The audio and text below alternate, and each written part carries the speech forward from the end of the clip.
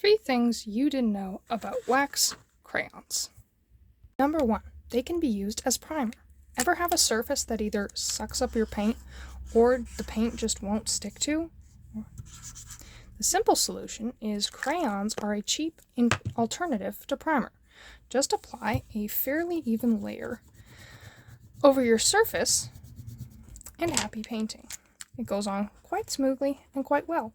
And this also works to toughen up cheap paper, such as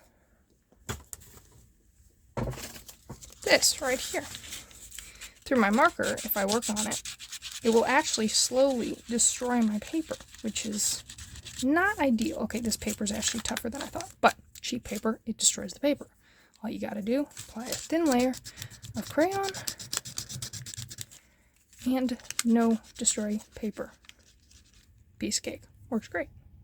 Number 2, they are a bit like pastels and can be treated as such. Don't use regular erasers or else they will cause it to smudge, and then you end up with this lovely mess like this. Instead, you want to use a scraping tool such as an X-Acto knife or any other knife, and you can actually scrape off a good portion of the wax.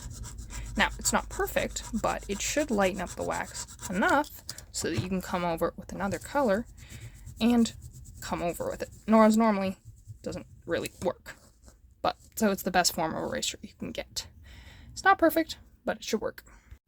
Number 3, they actually blend quite well as long as you use something such as pastel paper like I have here. There are 2 ways to blend wax crayons, the thick method and the smooth method. For the thick method, you want to start at one end pressing really hard and then slowly just lighten up in an even gradient like so. Then you take your next darker color and you start up in the dark section and you lighten up as you get a little further away.